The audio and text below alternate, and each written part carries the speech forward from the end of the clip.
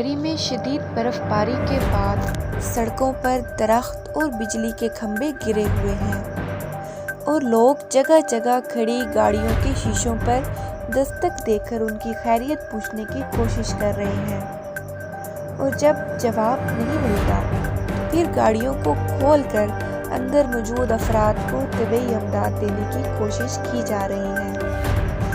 مری کی مقامی انتظامیہ ریسکیو 112 کے اہلکار اور مقامی افراد محصور مسافروں اور بے ہوش ہونے والوں کو ابتدائی طبی امداد فراہم کر رہے ہیں۔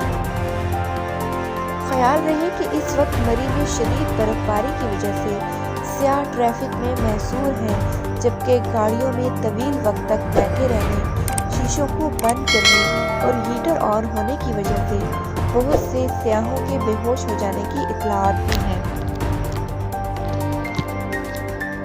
پاکستان کے وزیر داخلہ شیخ رشید نے اس برف باری میں اب تک 16 سے 19 افراد کے ہلاک ہونے کی تصدیق کی ہے، لیکن راستوں کی بندش کے باوجود سیاح اب بھی وہاں جانے کی کوشش کر رہے ہیں۔ اسلام آباد سے مری روڈ کی جانب جانے والے مرکزی راستوں پر حکام کی جانب سے چیکنگ کی جا رہی ہے اور راستہ مکمل طور پر بند ہے، لیکن مری جانے والے ٹول پلازے پر اب بھی سینکڑوں گاڑیاں کھڑی دکھائی دے رہی ہیں۔ لوگ گزرتی گاڑیوں کو ہاتھ دے کر پوچھ رہے ہیں کہ مری جائیں گے۔ مری کے مقامی شخص شفیق نے BBC کو بتایا کہ ابھی یہاں پر ٹریفک بہت زیادہ ہے اور کم از کم 300 گاڑیاں 17 میل ٹول پلازا پر کھڑی ہیں، جبکہ موٹر وے پر جانے والے راستے میں 500 کے قریب گاڑیاں پھنسی ہوئی ہیں۔ شفیق کے مطابق وہاں موجود لوگ یہ کہہ رہے ہیں کہ ہمیں رات سے یہی پتا تھا کہ راستے بند ہیں۔ کچھ لوگ رات 3 بجے سے یہاں کھڑے ہیں اور کچھ صبح 5 بجے سے یہاں کھڑے ہیں۔ شفیق نے اپنے سفر کا آغاز آج صبح اسلام آباد سے کیا تھا اور وہ کہتے ہیں کہ پہلا پوائنٹ آتے ہوئے سرینا ہوٹل کے پاس اور دوسرے پوائنٹ ڈھوکڑی چوک کے پاس چیک پوسٹ لگی ہوئی ہے اور ایک سائٹ بند کی گئی ہے۔ سرینا چوک بند ہے، آگے بھارا گہو میں آنے والوں کا رش زیادہ ہے۔ شفیق کہتے ہیں کہ مری کے راستے بند ہو جانے کی اطلاعات کے باوجود بھارا گہو کی مین مری روڈ پر بہت سے لوگ گزرتی ہوئی گاڑیوں کو ہاتھ دے کر یہ پوچھ رہے ہیں کہ مری جائیں گے۔ شفیق جو کہ مری کے رہائشی ہیں، ایک کچے راستے سے اپنے گھر جو گھوڑا گلی کے قریب ہے پہنچنے میں کامیاب ہوئے۔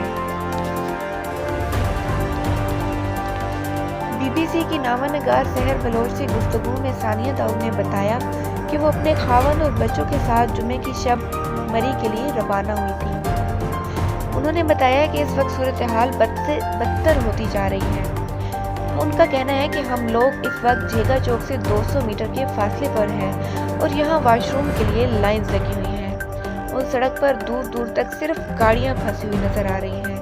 ہم صبح بچوں کو تھوڑی سی واک کر کے ناشتہ کرانے کے لیے لے گئے، لیکن اس وقت پتہ چلا کہ گیس بھی کم آ رہی ہے اور راستے میں پھسلن کی وجہ سے نہ ہی گاڑیاں نکل سکتی ہیں اور نہ ہی ہم لوگ یہاں سے کہیں نکل سکتے ہیں۔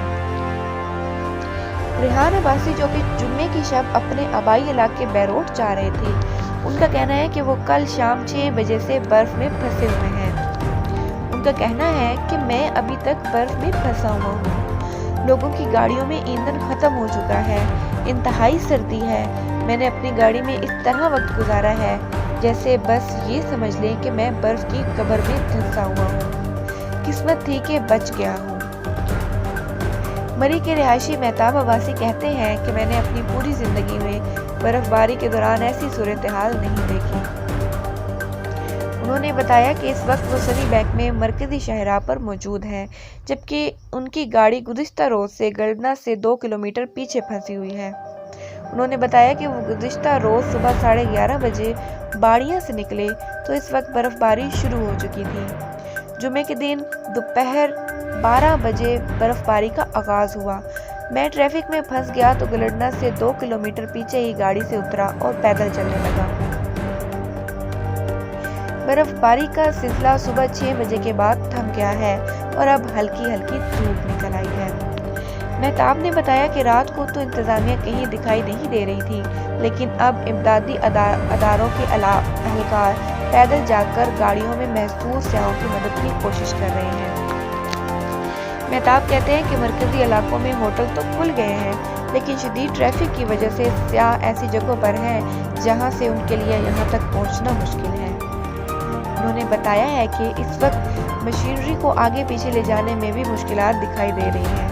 ہائی وے کی ایک گاڑی سنی بینک پر پھنسی ہوئی ہے اور 2 مشینیں اس سے آگے پھنسی ہوئی ہیں۔ مہتاب عباسی کے مطابق اس وقت مری میں بجلی نہیں اور جگہ جگہ بجلی کی تاریں گری ہوئی ہیں۔ کچھ گاڑیوں پر دستک دے رہے ہیں تو وہاں سے کوئی جواب نہیں ملتا۔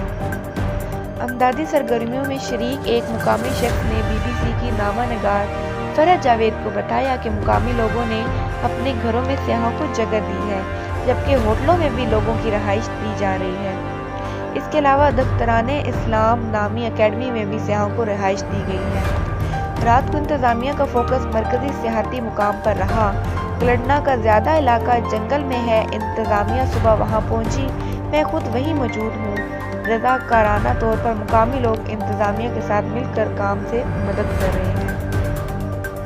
صحافی زبیر خان کے مطابق مری روڈ کی نواحی بس تھی اور امدادی کاموں میں اس وقت شریک ایک شخص گل حسن کے مطابق کچھ گاڑیاں ایسی ہیں جن پر دستک دے رہے ہیں تو وہاں سے کوئی جواب نہیں ملتا۔ ان کا کہنا تھا کہ میں نے 2 ایسی گاڑیوں کی نشاندہی کی ہے جن کے بارے میں حکام کو آگاہ کیا گیا ہے، ان گاڑیوں پر دستک دی تو کوئی جواب نہیں ملا۔